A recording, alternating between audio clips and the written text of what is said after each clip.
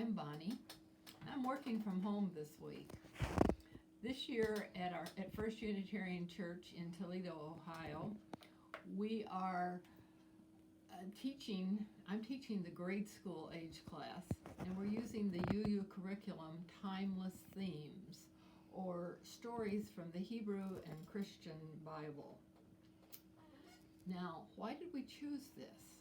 Well, we live in a Judeo-Christian world here, and we've been brought up that way, and our drama, art, literature, music, all has references to these stories. So our children need to know these. They also know that they are stories that were passed down for many years before they were ever written down. Most of the people couldn't even read or write, so it took many, many years, and that they are some of them are at least 3,000 years old. So they know all this. All right, our story today is about a leader of the Israelites called Jonah. He was a leader and a preacher, and God had told him to go to the city of Nineveh.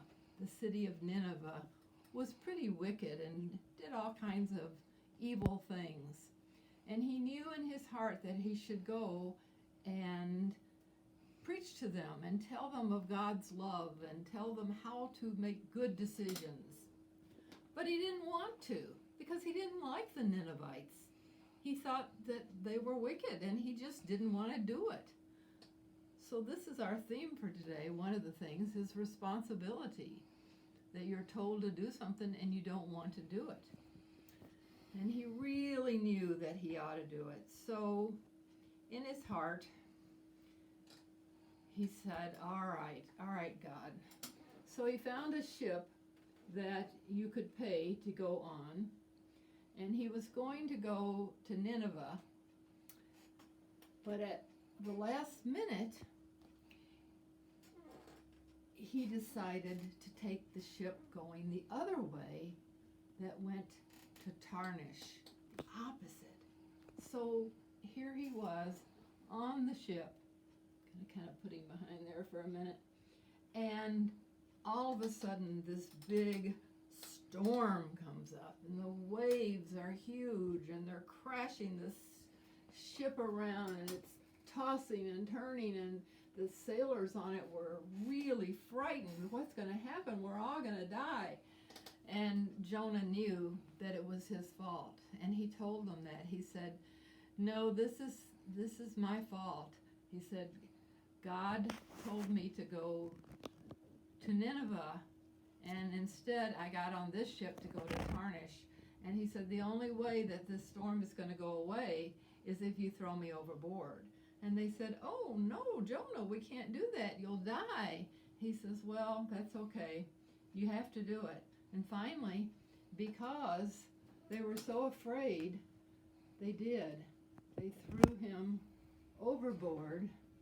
And there he is in the waves.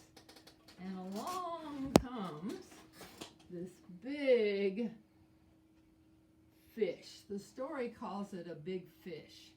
We know that it was probably a whale, that they didn't know the difference between mammals and fish. If it was in the ocean, it was usually a fish.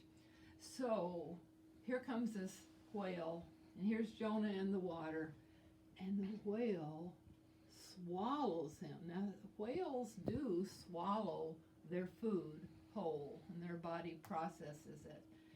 So here he is down in the belly of the whale, and we know that people can't really survive in the belly of a whale. There would be no oxygen for them to breathe. But this is a story. And this is not only is this a story, this is an allegory. And an allegory is a story that was made up to teach a lesson. So here's Jonah down in the belly of the whale, and he's praying to God to get him out of there. But he was in there, the story says, for 3 days and nights. And finally, God believed that he was sincere, and the whale brought him over to land and spit him out. And then he swam away in the ocean.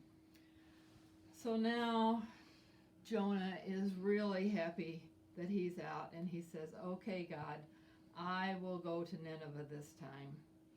So this time he gets on the boat and he goes back to Nineveh, or he goes to Nineveh for the first time. So let's put this up. Boats at Nineveh. And here's all the people. And the people are listening to him as he's telling them to give up their wicked ways, and that God loves them and wants them to be good and to make the right decisions. And they listened to them, and they did give it up, and they were happy. And Jonah was happy. So that's the story of Jonah and the whale, or Jonah and the big fish. But our themes here today, one of them was responsibility. I bet there's a lot of things that your parents want you to do, or your teacher wants you to do, and you don't want to do it, like homework, chores around the house, maybe taking responsibility for your little brother or sister. There's things that you don't want to do, but sometimes they are necessary to do. And sometimes we try to make excuses for them. But in order to be happy and to work with those around us, we really do need to do those things.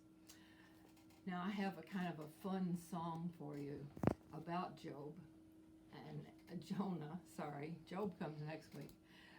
Jonah and the whale. So let's sing that now. I'll show you how to do it.